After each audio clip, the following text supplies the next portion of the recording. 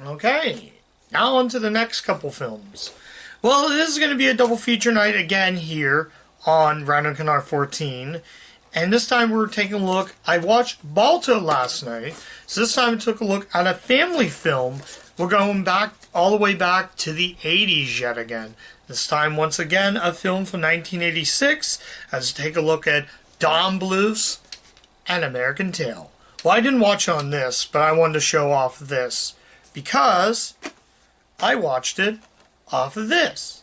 This is the Steven Spielberg Presents An American Tail, a Don Bluth film, family double feature, which also includes its sequel right there.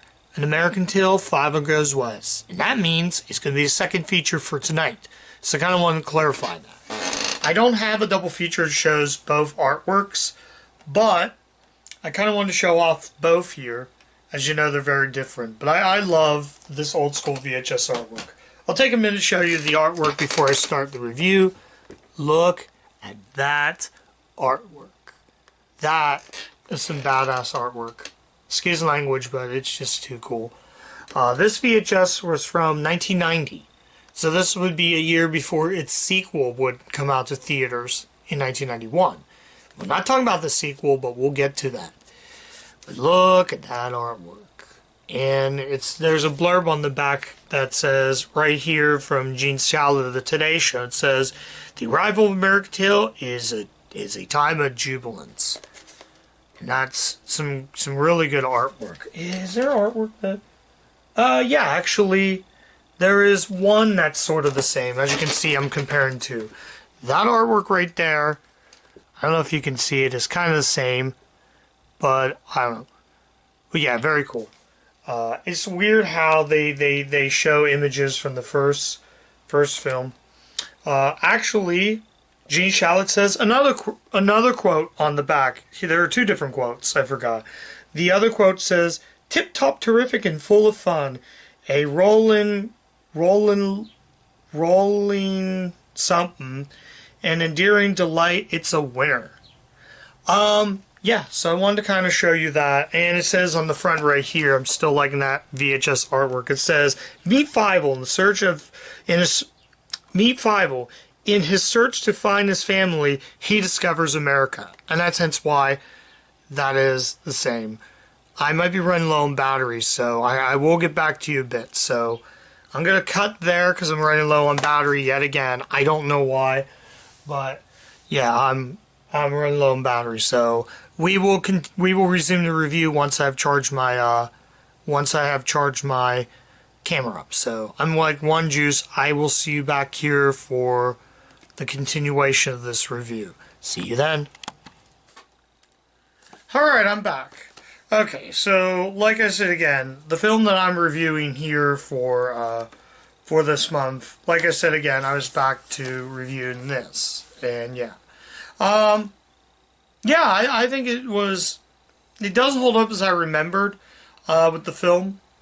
But I think it's fun. The animation's good and definitely worth checking out. But if you haven't seen the film, basically it follows Fievel Mousekewitz and takes place in 1885 is where the film is set.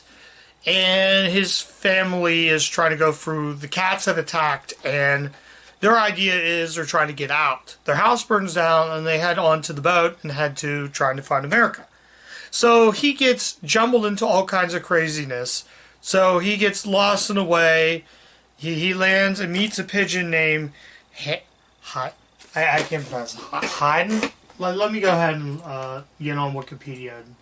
Maybe I can get my idea. Yeah. Here, okay. Yeah.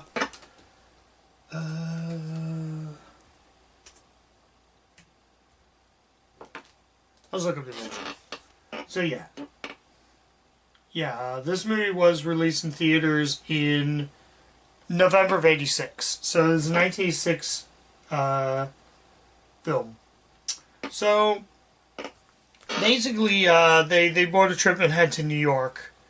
And along the way he meets let me see here. Yeah. I think it's Hayden La Pigeon is a French pigeon who basically is constructing the Statue of Liberty. Yeah, I'm trying to think what else without trying to give away the whole thing.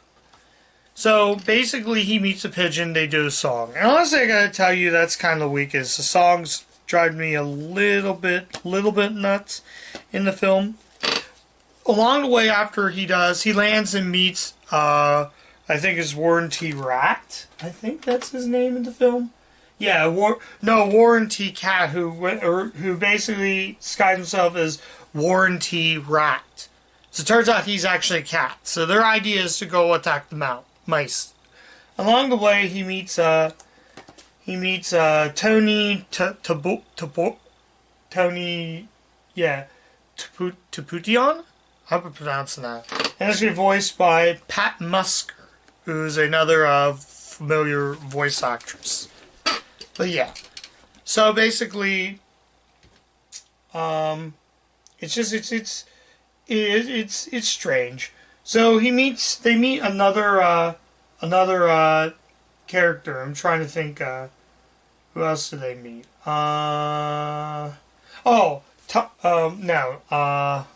Who's the other one? I don't know who the other character is. I'm kind of, Bridget. Bridget's the other character. So they meet Tony. Tony introduces Fievel to Bridget, who basically is the third character in it. So basically, they bond. Fievel and Tony bond a friendship together. So the idea is that he keeps getting lost. He can't find his family. So along the way, they meet another guy named Honest John, who is the one that helps him out a lot in the film. So, while on the way, he eventually meets the character Tiger in the film, voiced by Dom DeLuise. I love Tiger. I will say when I get to the sequel, I will tell you a little more about this character, but honestly, I can't really say anything else about this movie. It's really hard to explain much about it, though. Although the song Somewhere Out There kind of drove me nuts. The movie, honestly, in my opinion, is kind of weak. Probably because I've watched the sequel so many times, I totally forget about the original. But it's an okay film. I guess if you want to introduce, I don't think it holds as much as an 80s gem. It's not Bluth's best. I'm trying to think of his best. There's so many other movies that he's made as his best. I probably will say, if you want to watch his best, check the short film Banjo the Woodpecker Cat from 1979.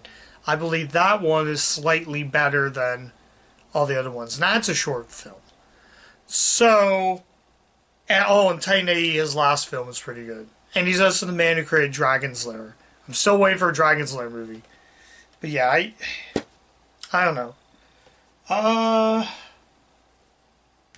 can't really say much about it. Oh, they meet some other characters. I'm trying to think who else do they meet. I can't pronounce that name. Gretzel is the other who's actually voiced by Madeline Kahn. I think character named Gretzel. Something like that, yeah.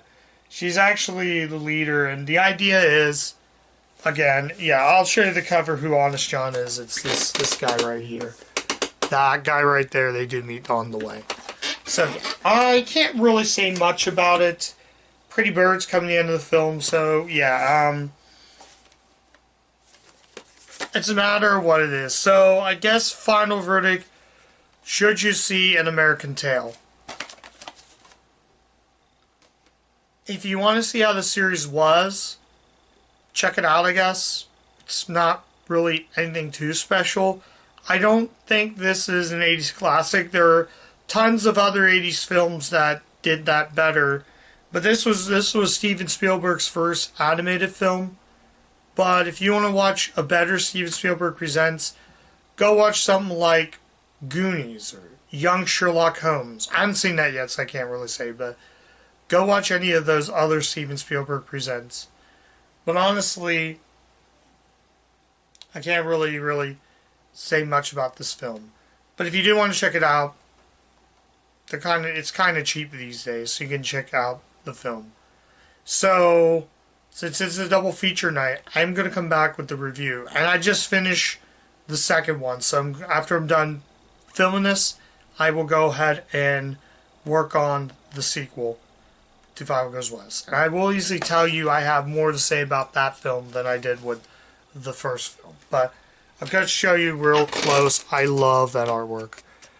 This is actually a later release, but this artwork is so cool. It's just so cool. The DVD artwork and Blu-ray artwork is fine. I'm hoping someday, like something like Shout Factory will do a better transfer and maybe some bonus features. But we will see when that's going to happen. I don't know yet. You be the judge. So I'll come back with Fievel Goes West, which is tonight's film. And I'll see you back here with the Fievel Goes West review. Take care.